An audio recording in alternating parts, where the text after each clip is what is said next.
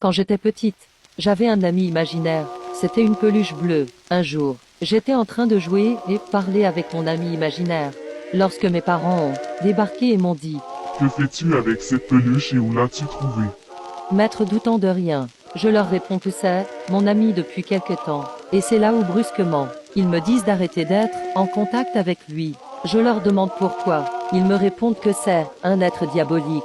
N'y croyant pas une seule seconde, j'ai continué à jouer et parler avec lui. Quelques années plus tard, j'ai repensé à ce que mes parents m'avaient dit. Un jour qu'ils étaient partis en soirée, j'ai fait ma petite enquête sur mon ami imaginaire, qui était soi-disant un être diabolique. Une fois que j'ai trouvé l'endroit, je me suis dirigé vers ce feu de camp, que j'ai trouvé grâce à mes recherches. Une fois arrivé là-bas, je me suis tout de suite rendu compte que mes parents avaient raison.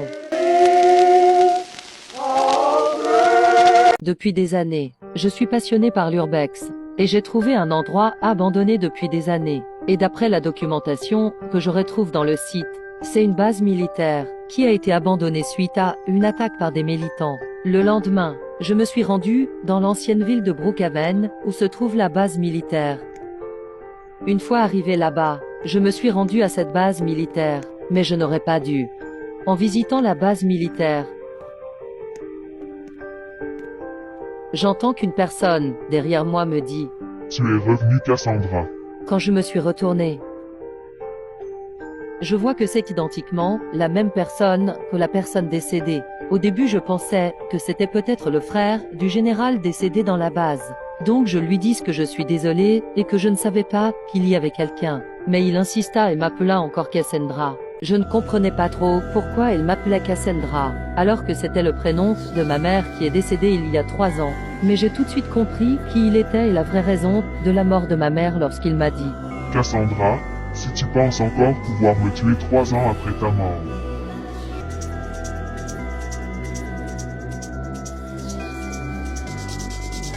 J'habite dans une magnifique maison dans la ville de New Haven. New Haven est une ville assez paisible, mais depuis quelques jours, chaque nuit à la même heure, d'âmes phénomènes surnaturels se produisent, et chaque jour, un habitant de la ville disparaît. Mais moi qui habite près du centre-ville, je ne m'inquiétais pas plus que ça. Mais cette nuit-là, à 3 heures du matin, lorsque j'étais en train de dormir, j'entendis des bruits de pas près de la porte de ma chambre. Au moment où j'ai voulu aller voir, j'ai reçu une notification d'alerte sur mon téléphone, disant qu'un prisonnier s'est échappé de la prison de haute sécurité, et que ce prisonnier est déguisé en dame blanche et que ce serait lui à l'origine de ces disparitions. Lisant cela, je me suis précipité vers la porte de ma chambre pour mettre l'alarme de chez moi. Mais quand j'ai ouvert la porte de ma chambre,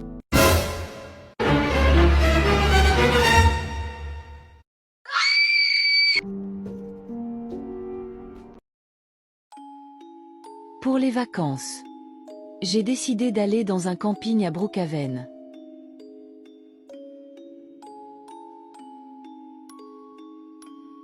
Mais quand je suis rentrée dedans,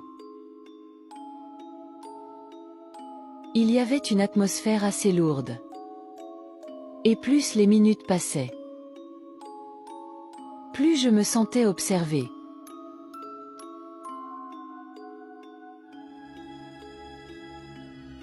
Pendant la nuit, lorsque j'étais en train de dormir, j'entendis des bruits venant de la salle de bain.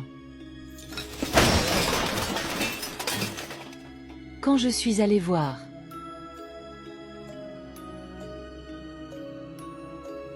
j'ai trouvé une feuille avec un mot écrit dessus. Je te vois.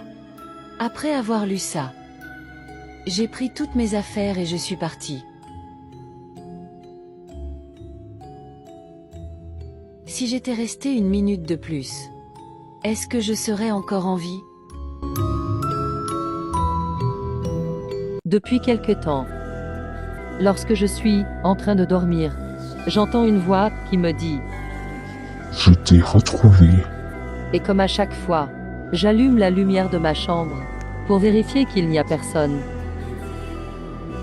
Mais lorsque je me suis retournée, une ombre est apparue sur le mur. Alors j'ai pris peur. J'ai pris toutes mes affaires et je suis partie. Qu'est-ce qu'il se serait passé si j'avais décidé de rester?